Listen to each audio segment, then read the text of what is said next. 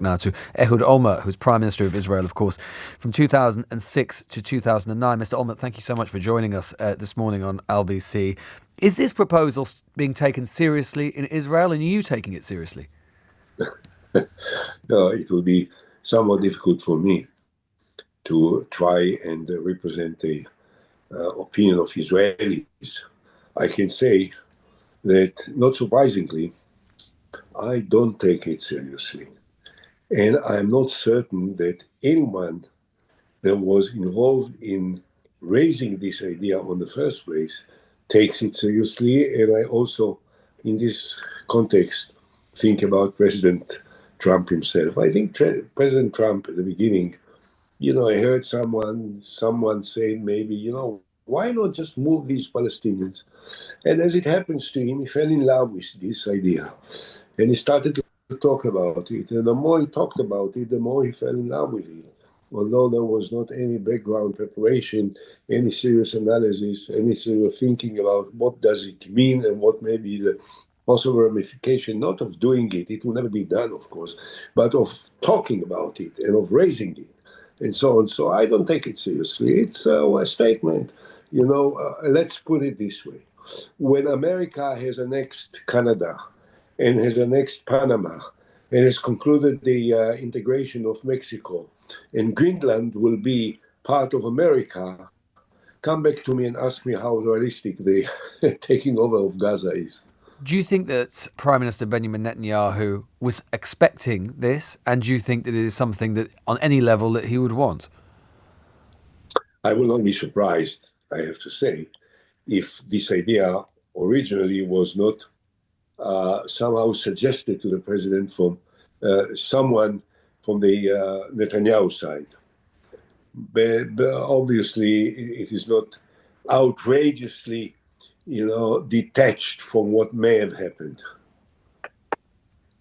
Do you think that this proposal, even if we're not to take it seriously in terms of the credibility of the idea that it might actually happen, nonetheless, do you think that it has impacted Israeli politics, certainly in terms of Netanyahu's far-right coalition partners, and also, of course, the safety of the remaining hostages currently being held in Gaza? It may, precisely on this issue. If the next step in this direction will be some freezing of the effort to reach a comprehensive agreement about the ceasefire, the end of the war, and the return of all the hostages, then it may have a serious impact inside the state of Israel. And because no one will forgive Netanyahu or Trump if the outcome of this will be the loss of the remaining hostages in the hands of Hamas. But presumably the far-right elements who have long advocated precisely the sort of thing that Trump was talking about yesterday, which is the removal of many or much of the Palestinians who are currently in Gaza and putting them somewhere else. Surely they'll be emboldened by this. Surely they'll think this is all of their Hanukkahs come at once. They'll be thrilled that they'll have a situation where they've got a president who is endorsing an idea that up to now they've barely dared express or hope for. Well, I kept saying for a long time now that for the Messianic groups, the partners of Netanyahu in the government, the Ben-Gvirs and the Smotriches and those behind them, for them, the war in Gaza is a preliminary step in annexing Gaza and then subsequently annexing the West Bank and deporting the residents of the West Bank somewhere.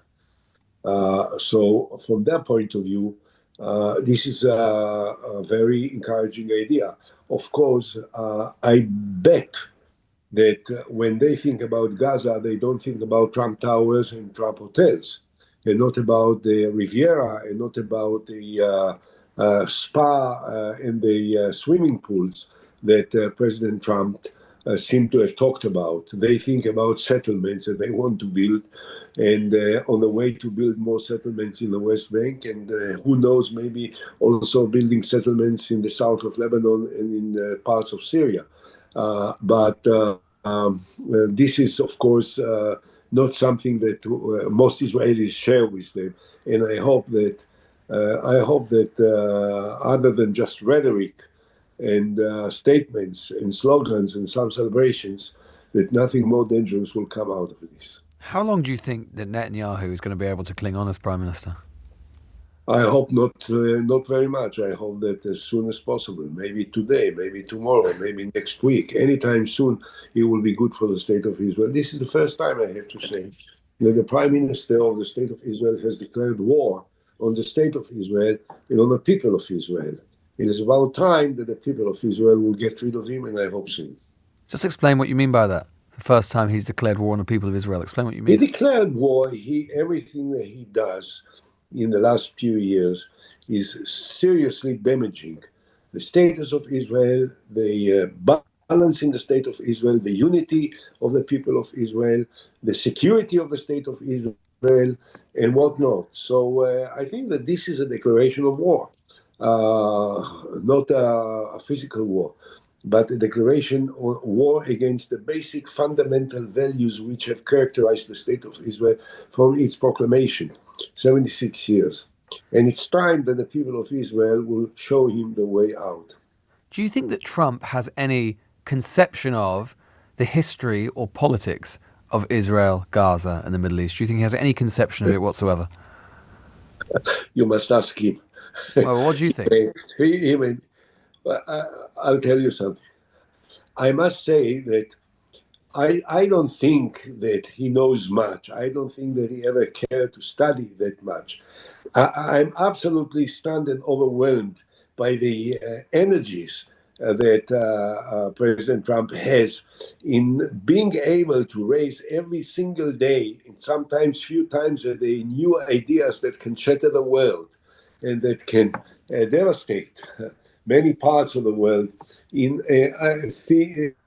ways which were unknown to all of us. And I think that this is part of it. I don't think that he had time to really think seriously about all the possible ramifications of pulling out people from Gaza into Jordan, into Egypt, into Albania, into, I don't know, Indonesia. I mean, this is has never been studied in any serious way. It's just, a statement. However, some of these statements may cause serious consequences to the people and the parties and the governments and the states involved. I uh, I think that already his assistants are trying to be very careful in reducing the expectations. What you quoted from Secretary Rubio and the other unknown sources in the White House, they are talking about uh, deportation that will be with an agreement, that it will be a temporary, that they will be able to come back. I mean, all this is not serious. Do you think that Palestinians in Gaza ultimately will end up moving, or significant numbers may end up moving en masse to other territories? Israel's No, defense minister I, Israel. I don't think I don't think that they will volunteer to move.